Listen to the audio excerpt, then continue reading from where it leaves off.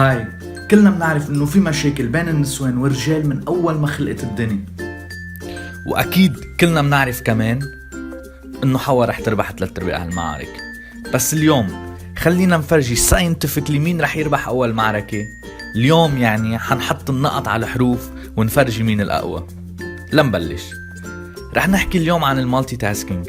والمالتي تاسكينج هو عبارة عن اداء كذا مهمة بنفس الوقت. هلا هيدا الشي منه حقيقي، لأنه الدماغ ما بيقدر يعمل بالحقيقة مالتي تاسكينج، بس يلي بيصير هو إنه مننقل بسرعة كبيرة بين المهام بشكل إنه بيبين عما نعملهم بنفس الوقت. بس بالنهاية مين أقوى؟ الرجال أو النسوان؟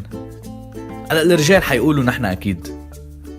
غلط، النسوان هن اللي حيربحوا أول معركة. بس ليه؟ النسوان أول شي دماغهم مبني وموصل بطريقة غير عن الرجال، بمعنى انه لما فحصوا دماغ النسوان لقوا انه عندهم 10 مرات اكتر وايت ماتر بدماغهم من الرجال. والوايت ماتر هي كونكشنز اللي بتصير بين كذا منطقة بقلب الدماغ، يعني قادرين يتنقلوا بين جهة الشمال وجهة اليمين بالدماغ بطريقة اهين واسرع، وهيدا الشي بيخليهم يقدروا يتنقلوا بالمهام بطريقة اهين. بس كمان هالشي بيعني انه النسوان ممكن يفقدوا تركيزهم اسرع بسبب هالتنقل السريع، بينما الرجال عندهم اكتر جراي ماتر بدماغهم، وهي عبارة عن الكونكشنز اللي بتصير بقلب المنطقة نفسها. وهالشي بيعني انه الرجال بيقدروا يركزوا اكتر على مهمة واحدة ويكونوا كتير فوكست عليها اكتر من النسوان.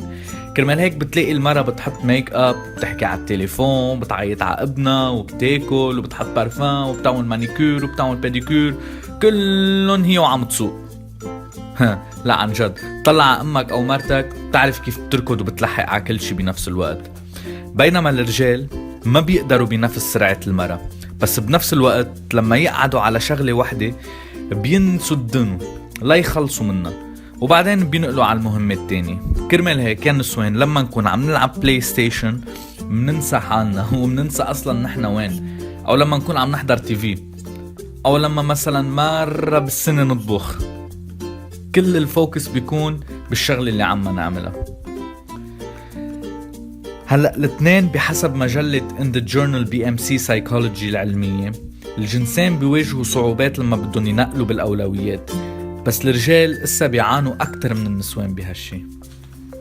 والسبب هو انه كلنا بنعرفه انه النسوان منظمين اكتر من الرجال. يعني لما بيكون في تاسك او بروبليم معين بدهم يفوتوا فيه النسوان بيفكروا بيخططوا قبل ما يتصرفوا، قبل ما يبلشوا باول ستيب، بينما الرجال العكس تماما، بيفوتوا دغري بعشوائية بلا اي تفكير بالبروبليم اللي بدهم يحلوه. هلا لانه لقوا عند الرجال الجراي ماتر اكتر، هيدا الشي بيعني انه الرجال بيكونوا اقوى بالموتور سكيلز اللي هي لما بيصير في تناسق بين الدماغ والجسم. كرمال هيك الرجال بيكونوا يمكن اسرع بتعلم السباحة، البسكلات، السواقة والى اخره. بينما النسوان لانهم اقوى بانهم يجمعوا الجزئين تبعون الدماغ بنفس الوقت وبطريقة اسرع من الرجال، كرمال هيك هن بيكونوا اقوى بالقصص مثل انهم مثلا يتعرفوا على وجوه العالم، او يتذكروا يتذكروا وجه شخص شايفينه من قبل، او يقدروا يميزوا او يقدروا يلاحظوا اكتر من الرجال. بس بالنهاية المالتي تاسكينج للنسوان.